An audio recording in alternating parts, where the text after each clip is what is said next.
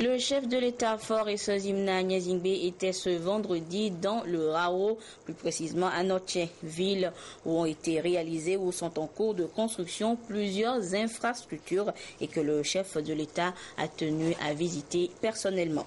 Le nouveau commandant de la base chasse de la base transport de Lomé a officiellement pris fonction ce vendredi. Le colonel Baramna Boupessi prend donc la tête de cette unité en remplacement du colonel Tozoun admis à la retraite. Et puis avril est le mois de la prévention des risques professionnels, une idée de la Caisse nationale de sécurité sociale qui veut ainsi permettre aussi bien aux employeurs qu'aux employés de travailler dans un environnement sain. Voilà pour les titres de cette édition. Bonsoir à toutes et à tous. Visite donc du chef de l'État ce vendredi dans le Rao. Là, le président de la République Faure Essozimna Nyazingbe s'est rendu sur des chantiers de construction d'infrastructures comme un centre de promotion féminine, l'école normale d'instituteurs Eni. Il a également remis les clés du tout nouveau marché de Wahala et visité également le nouveau pont de Djemeni. Nous reviendrons tout à l'heure sur ces différentes visites du chef de l'État dans le Rao dans le courant de cette édition. Depuis le 25 mars dernier, la base transport de Lomé a un nouveau chef. Il s'agit du colonel Baramna Boupessi Djogigou, nommé commandant de cette unité en remplacement du colonel Tozoun Enyonam, admis à la retraite. La cérémonie de passation de commandement, marquée par la remise de drapeau au nouvel entrant par le sortant, s'est déroulée ce matin à la base transport de Lomé sous la supervision du colonel Makuya Balikou, chef d'état-major de l'armée de l'air. Félix Mdachar pour le compte rendu.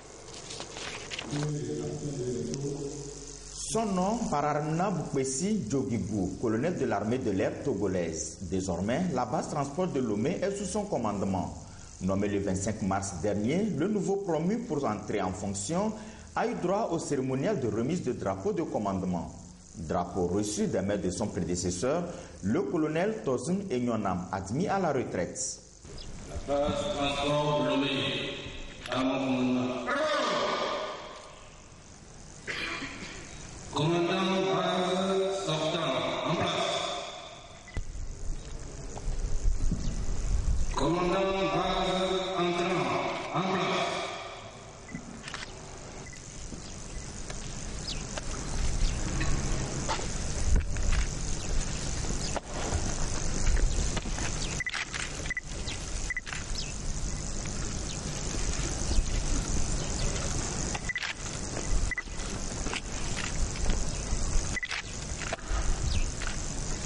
Officiers, sous-officiers, aviateurs de la base transport de Lomé, de par le président, chef de la République, chef des armées, vous reconnaîtrez désormais pour votre chef le colonel Baramna Boupessi Djogigou, ici présent. Vous lui obéirez à tout ce que vous commandera pour le bien du service, l'exécution des règlements militaires, l'observation des lois et le succès des armes du Togo. Fermez-le.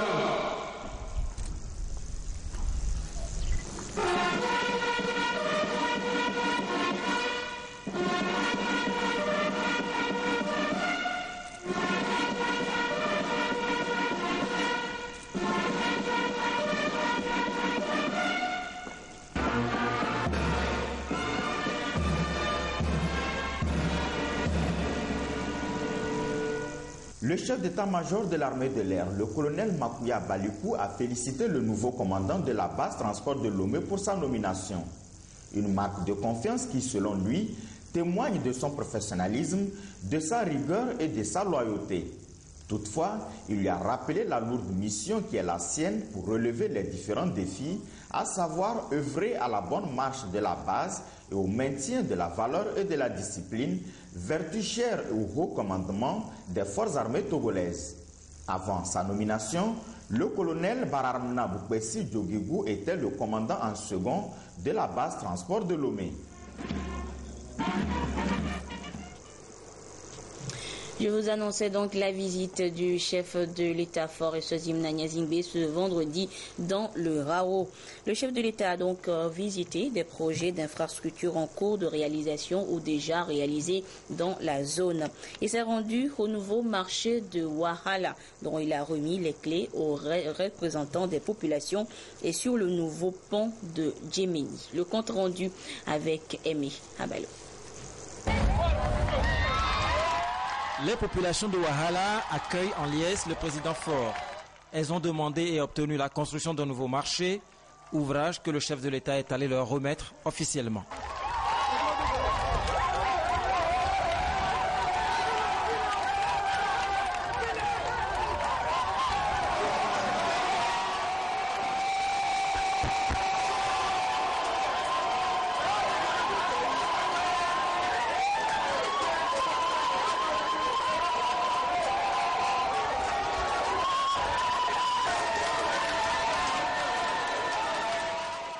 Je suis très content des hangars qu'on a construits. Parce qu'avant, notre marché n'avait pas une physionomie comme ça. C'était sale. Et présentement, notre marché est beau. Et je remercie le chef de l'État. Le chef de l'État a promis à ses populations qu'il leur fera plus. Les infrastructures d'eau potable seront renforcées avec des points d'eau complémentaires et les autres besoins sociaux communautaires seront progressivement pris en compte, a-t-il affirmé, invitant ces populations à bien entretenir ce nouveau marché construit pour les soutenir dans leurs activités économiques. Le président de la République a surtout appelé ces populations à la vigilance et à une franche collaboration face aux défis sécuritaires de l'heure. La route Notché-Tung est en pleine construction.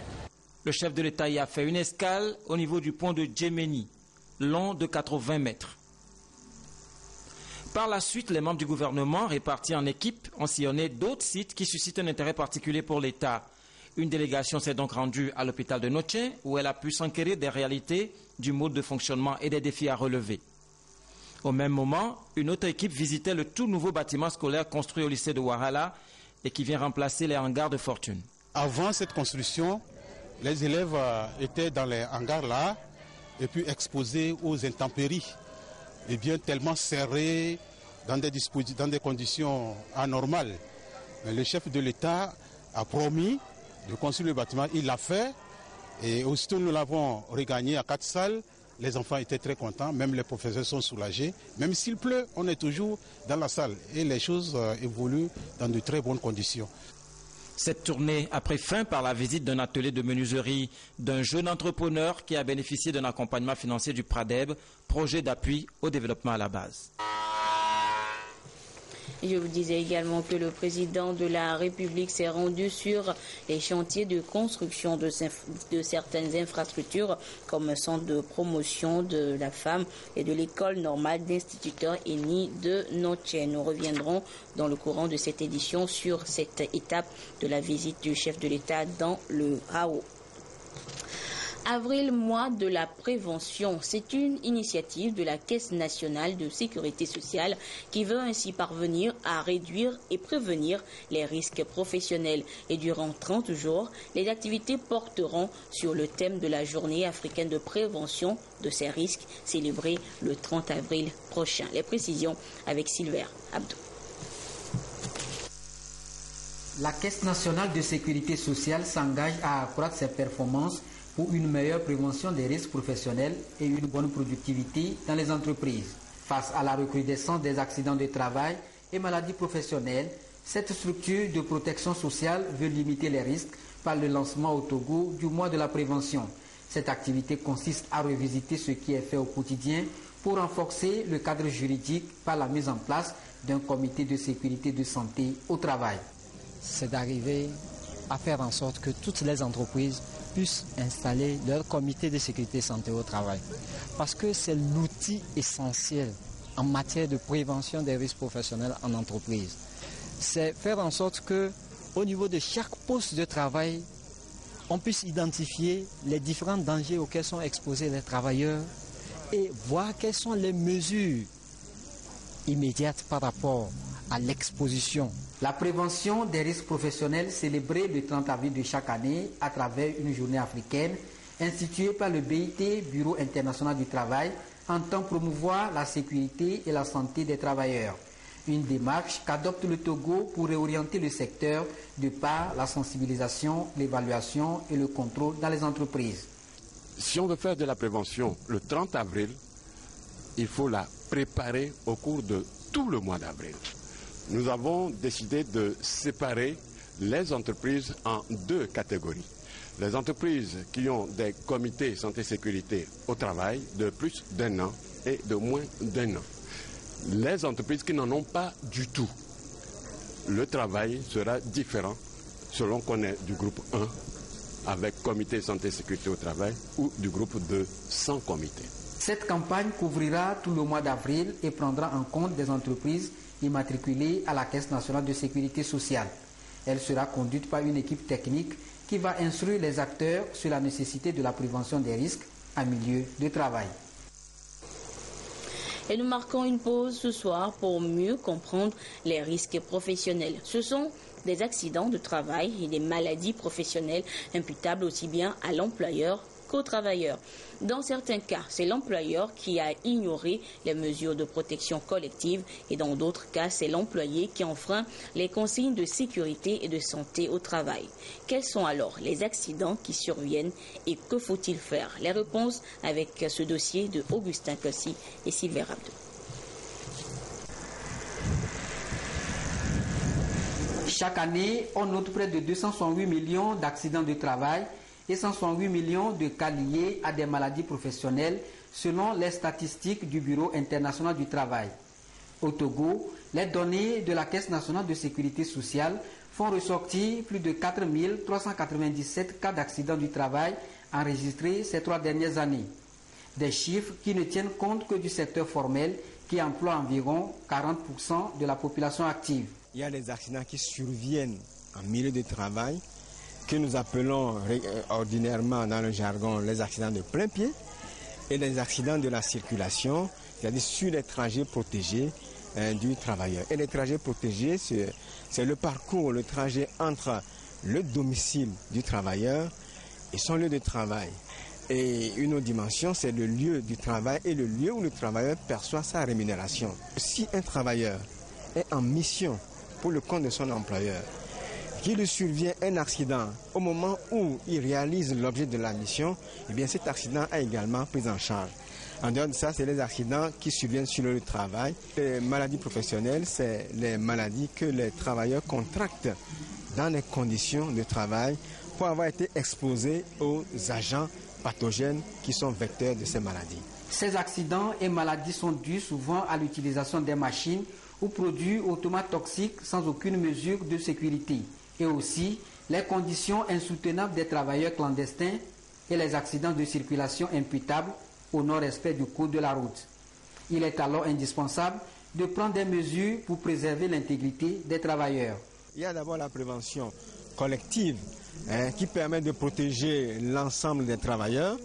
Quand un individu rentre en relation de travail avec un employeur, que ce soit sous la forme d'un contrat écrit ou d'un contrat verbal, l'employeur a déjà une responsabilité vis-à-vis de celui-là. Et il doit donc le déclarer à la caisse. S'agissant du comité de sécurité santé au travail, c'est également une obligation qui est faite aux employeurs, aux établissements, employant au moins 25 travailleurs, y compris des temporaires, de se doter de cet organe qui constitue un cadre d'analyse et d'échange sur l'amélioration des conditions de travail. Ce cadre permet d'éveiller les travailleurs sur, disons, les mesures préventives. Ce cadre permet aux travailleurs de respecter les consignes de sécurité, de respecter d'une manière générale tout le plan de prévention qui est mis en place par l'entreprise. Des engagements doivent donc être pris pour assainir et sécuriser le secteur de l'emploi et du travail, ce qui passe nécessairement par le renforcement de l'arsenal juridique en matière de législation du travail et la fixation des modalités d'organisation du comité de sécurité et santé au travail. Les producteurs de semences certifiées dans la région des Savanes ont échangé à leur tour avec les premiers responsables du PPAO, entendez, Programme de productivité agricole en Afrique de l'Ouest. Les discussions ont surtout porté sur les retards des paiements des producteurs. Ils ont également défini ensemble de nouvelles structures pour éviter tout désagrément. Les précisions depuis Dapan de Désiré Aloy. Que faire pour améliorer la collaboration entre les producteurs de semences certifiées et le programme de productivité agricole en Afrique de l'Ouest PPAO? Pour la campagne agricole écoulée, des malentendus ont été observés, ce qui a entraîné le retard dans le règlement des factures de livraison de semences. Une tournée d'échange de PPAO avec les producteurs. À Dapan, la mission a apporté des éléments d'évidence des paiements aux producteurs. Le retard résolu, quelles leçons à tirer et quelles structures à mettre en place pour booster le secteur agricole? En réalité, les achats institutionnels que le ministère a commencé à travers le PPAO depuis la campagne 2013 devaient être relayés par une stratégie beaucoup plus durable. Et c'est ce que nous avions expliqué. C'est-à-dire que nous avons à l'avenir essayé de ne pas trop privilégier les achats institutionnels. Bien que ce soit une forme de résolution de problèmes qui intervient quand on a des situations d'urgence comme les inondations, comme ça, qui peuvent aussi arriver. On ne dit pas qu'on ne va pas le faire, mais on va plutôt privilégier des mécanismes qui rendront durable l'écoulement des semences. Donc c'est ce que nous avons échangé et grâce à l'accompagnement du ministère, établi entre les producteurs de semences et les producteurs de céréales, une convention qui permet à l'intérieur de trouver des mécanismes d'écoulement de ces semences-là. Les producteurs de semences certifiées aujourd'hui rentrés dans leurs droits se sentent réconfortés. Sincèrement, je n'ai pas de mots parce que je suis satisfait. Ce matin, moi, je suis allé à la banque. On m'a dit, bon, voilà, votre compte est vraiment alimenté. Même si on ne touche pas le liquide aujourd'hui, étant dit que nous avons déjà sur notre compte les 61 250 000 que nous attendons. On doit se mettre à l'œuvre pour produire encore les semences. Pour le compte de la campagne agricole 2015-2016, un total de 590 tonnes de semences certifiées du maïs et du riz ont été acquis auprès des producteurs de semences au bénéfice des producteurs vulnérables identifiés dans les 5 régions du Togo. Le PENIASA, avec ses sous-composantes comme le PPAO, sont toujours à pied d'œuvre pour booster le secteur agricole au Togo.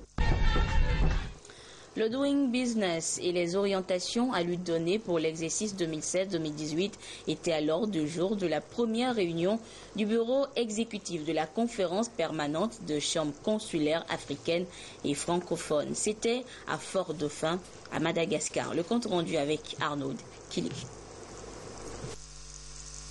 La réunion du bureau de la conférence permanente des chambres consulaires africaines et francophones tenue à Madagascar sous la présidence de la Chambre de commerce et d'industrie du Togo est la preuve des efforts et surtout les performances enregistrées par le pays ces dernières années en matière de doing business. C'est le président de la Chambre de commerce et d'industrie du Togo, Germain Meba, qui a dirigé les travaux de cette rencontre dont l'essentiel a porté sur les stratégies de la mandature 2016-2018. Monsieur, le réseau CPSCAF créé en 1973 à Dakar par le pôle Sédar Senghor et à la demande de Félix Houphouët-Boigny et Georges Pompidou est un acteur majeur de cette ambition de promotion et de renforcement des mondes consulaires, qu'il s'agisse du secteur de l'industrie, du commerce et des services, de l'agriculture ou des métiers et de l'artisanat.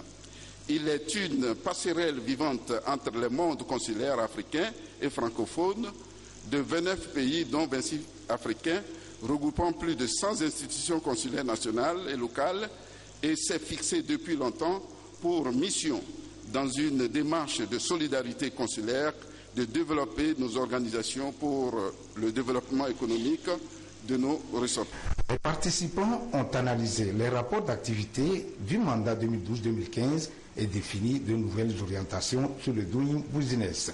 Il faut souligner que cette réunion de haut niveau sur le commerce s'est tenue en marge de la première conférence économique des chambres de commerce et d'industrie de Madagascar. Le Conseil des ministres s'est réuni ce vendredi à Noche sous la direction du chef de l'État Faure Essozimna Nyazingbe. L'essentiel de ce conseil avec le ministre en charge de la communication, Guy Madje Lorenzo. Bonsoir, merci.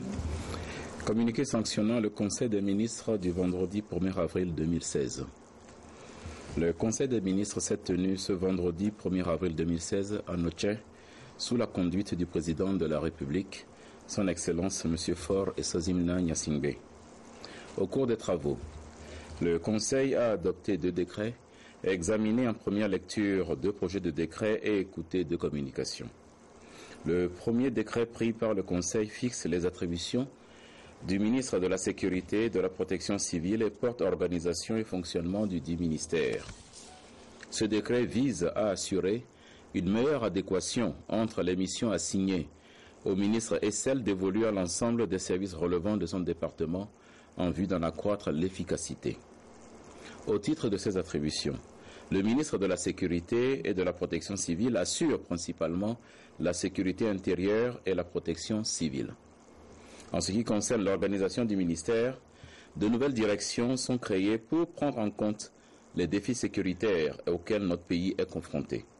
Il s'agit de la direction des opérations extérieures et de la coopération, la direction de la communication, de l'informatique et de l'archivage, la direction des écoles et de la formation, la direction de la surveillance des voies publiques, la direction des affaires juridiques et du contentieux. Un poste de conseiller juridique a également été créé. Le second décret adopté par le Conseil porte réglementation de la délivrance des actes d'urbanisme en République togolaise. Rendu obligatoire afin d'améliorer le climat des affaires et de faciliter les formalités administratives ainsi que les coûts des actes d'urbanisme, le présent décret consacre la refonte totale des anciennes dispositions en vigueur depuis 1967 et tient compte des préoccupations exprimées par les Togolais. Ce décret consacre 2 innovations, notamment la réduction des délais et des procédures qui sont désormais de 30 jours contre les 8 mois constatés dans la pratique et la réduction des coûts liés à la simplification des procédures administratives. Le présent décret participe de la volonté du gouvernement de réduire le temps et les coûts liés à l'obtention du permis de construire, à sécuriser les biens des particuliers et à doter l'État d'outils modernes de gestion de l'occupation des sols. Par ailleurs, le Conseil a examiné en première lecture 2 projets de décret. Il s'agit des projets de décret fixant les attributions du ministre et portant organisation et fonctionnement du ministère des Infrastructures et des Transports, ainsi que celles du ministère de la Communication, de la Culture, des Sports et de la Formation civique. La première communication suivie par le Conseil porte sur le processus d'élaboration de la politique nationale de la protection civile et de la création d'une agence nationale de protection civile. Il apparaît, au terme de cette communication, que malgré les nombreux instruments mis en place par le gouvernement pour prendre en charge les cas d'urgence résultant des catastrophes naturelles ou sanitaires, il se pose un problème de coordination. C'est pour pallier ce problème de coordination qu'une politique de protection civile, assortie d'un plan d'action, est en cours d'élaboration, de même que la mise en place d'une agence nationale de la protection civile. Cette agence aura pour mission de coordonner les actions de toutes les structures intervenant dans le domaine de la protection civile et servira d'interlocuteur unique pour la mobilisation des ressources auprès des partenaires humanitaires ou de développement. La seconde communication suivie par le Conseil est relative à la stratégie de modernisation de l'enseignement technique et de la formation professionnelle. Cette communication fait ressortir l'inadéquation existante entre les exigences du marché actuel de l'emploi et la formation professionnelle et technique actuellement délivrée dans les centres de formation. Les raisons de cette inadéquation ayant fait l'objet d'une étude, il est envisagé 3 actions prioritaires. Un programme national d'intégration des TIC dans l'enseignement professionnel pour remplacer les outils actuellement utilisés, ce qui impose une révision des curricula et de l'environnement de formation, la création d'un centre pour assurer les formations initiales, continues, professionnelles et d'insertion, et l'acquisition rapide d'un important matériel d'ordinateur et d'appareils numériques afin d'engager la phase pilote des réformes. Fait à Notien le 1er avril 2016, le Conseil des ministres. Dans le reste de l'actualité, le projet BID3, dans sa composante promotion de la scolarisation de la jeune fille au Togo, est arrivé à échéance à la fin du mois de mars. Cette composante a été mise en œuvre dans toutes les régions économiques du pays. À Kara, les résultats acquis ont été présentés aux différents acteurs du projet. De Kara, la correspondance de Nestor Mozo. Par rapport au plan sectoriel révisé de l'éducation 2013-2025, le ministère des enseignements primaires et secondaires et la Banque islamique de développement ont initié le projet BID3 Éducation. Conçu pour 2 ans, ce projet a un volet qui concerne la promotion de la scolarisation de la jeune fille. Cette composante a été exécutée dans la région de la Kara par les ONG Plan Togo et AJT Action Jeune Togo. La date du 31 mars 2016 marque la fin de la mise en œuvre de cette composante. Les parties prenantes de ce sous-projet se sont retrouvées pour une revue des activités menées. Le projet avait plusieurs activités. Nous avons mis en place 20 COGEP qu'on a formés. Ces COGEP, les comités de gestion de projet au niveau des établissements. Nous avons mis en place aussi 20 clubs d'enfants pour continuer la sensibilisation sur l'éducation de la jeune fille. Et 20 clubs de pères et 20 clubs de mères aussi pour continuer aussi la sensibilisation au cours des événements ou des activités au niveau des villages. Et ensuite, nous sommes descendus au niveau des journées de sensibilisation et de réflexion sur la question de l'éducation de la jeune fille dans les communautés. Donc nous avons eu à organiser 20 journées et ensuite nous avons eu à distribuer 1750 kits aux enfants dans la région de la Kara. Nous avons aussi fait des dons au niveau de la communauté pour pouvoir continuer les activités. Toujours au titre de la composante promotion de la scolarisation de la jeune fille du projet BID3 Éducation, les meilleurs élèves filles au BPC 2014-2015 ont été identifiés pour bénéficier chacune d'un vélo et d'un ordinateur portable. La suite de ce journal avec ce communiqué du ministre de la Sécurité et de la Protection civile. Dans la matinée de ce vendredi 1er avril 2016, la ville de Mango a connu des manifestations de rue ayant occasionné des blessures à certains personnels des forces de sécurité, des dégâts matériels et l'interruption pendant des heures de la circulation sur la route nationale numéro 1. Ces manifestations sont consécutives à l'interpellation par la gendarmerie de 2 individus suite à la plainte de certains parents d'élèves qui leur reprochent d'avoir proféré des menaces à leur endroit s'ils osaient laisser leurs enfants participer à l'exercice de défilés envisagés ce jour dans le cadre des préparatifs de la commémoration du 56e anniversaire de l'indépendance du pays. En effet, alors que la première répétition de défilé des scolaires venait de débuter en toute sérénité, des groupes de jeunes ont respectivement occupé pendant des heures le lieu dit Place Simao, le rond-point de la ville, la gare routière et ses abords, bloquant de ce fait la circulation sur la route nationale numéro 1 et semant ainsi la panique dans les rangs des élèves qui ont fini par se disperser. Certains manifestants se sont même introduits dans les locaux de la direction de l'environnement et des ressources forestières où ils ont saccagé un véhicule et détruit les mobiliers qui s'y trouvaient avant d'emporter le drapeau. Il a fallu l'intervention des forces de sécurité, appuyées par des renforts venus de Dapaon, pour ramener le calme dans la ville et rétablir la circulation sur la route nationale numéro 1 aux environs de 14 heures. Toutefois, on dénombre 3 blessés légers dans les rangs des forces de sécurité, à savoir 2 fonctionnaires de police et un gendarme. Le ministre de la Sécurité rappelle à toutes les populations que la multiplication des manifestations intempestives de ce genre, à l'instar de celles enregistrées ces derniers temps dans diverses localités, notamment Kanté, Tové et autres devient préoccupante et par conséquent intolérable. Par ailleurs, il porte à la connaissance de tous qu'en toutes circonstances, force devant rester à la loi, des instructions fermes sont dorénavant données à la police et à la gendarmerie à l'effet de rechercher et d'interpeller les auteurs de tels actes afin de les traduire devant les juridictions compétentes. Le 8 mars, journée internationale de la femme continue d'être célébrée. Et ce vendredi, c'est l'amicale des femmes du secteur de l'énergie électrique du Togo qui a tenu à marquer cette journée en différé en remettant un cahier de doléances aux premiers responsables de la compagnie énergie électrique du Togo, et ceci pour leur permettre de jouir pleinement de leurs droits et de contribuer au développement de l'entreprise. Les précisions avec Viviane Moussouvi et Christine Péché-Kialde. Les clés pour franchir le pas vers l'égalité des sexes.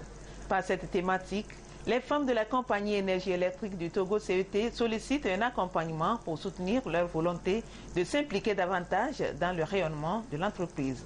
Et pour l'atteinte de l'objectif 50-50 d'ici à 2030, les échanges ont porté sur les moyens d'action à développer. Nous avons constaté que quand on met les femmes à un poste, elles sont oubliées, mais il faut les former. Il faudrait qu'elles aient un plan de carrière. Donc nous avons mis notre mandat sous le signe de la formation.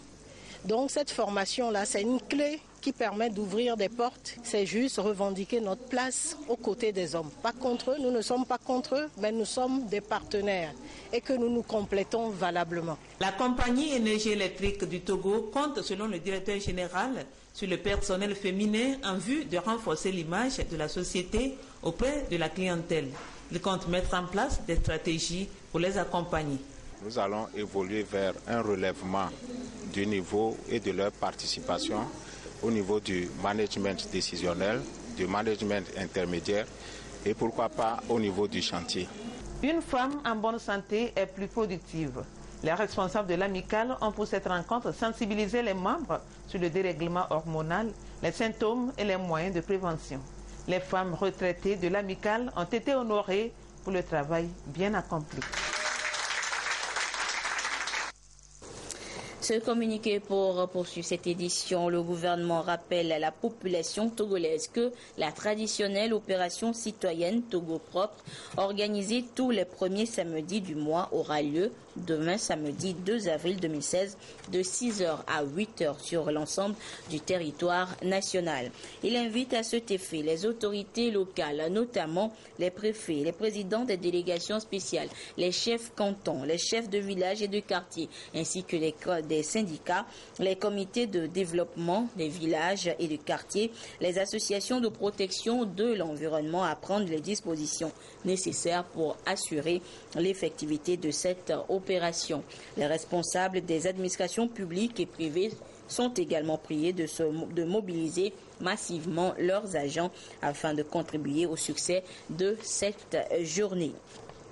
Et pour finir, ce communiqué de l'Office togolais des recettes, le commissaire général de l'OTR porte à la connaissance des candidats au recrutement de 2 assistants médicaux et de 2 infirmiers suivant l'avis numéro 02-OTR-DRHFP du 9 février 2016 que les résultats de la présélection sont disponibles et peuvent être consultés sur le site internet www.otr.tg ou au siège de l'Office à partir de ce vendredi 1er avril 2016. Les candidats retenus sont convoqués à un test écrit qui aura lieu au lycée d'Agoué-Nivé Centre le samedi 16 avril 2016 à partir de 7h. Il est à retenir que l'accès à la salle d'examen est subordonné à la présentation d'une carte nationale d'identité ou d'un passeport en cours de validité.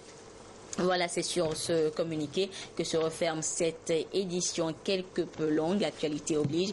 Merci à vous qui nous avez suivis un peu partout grâce à la télévision togolaise. Excellente suite de nos programmes. Au revoir.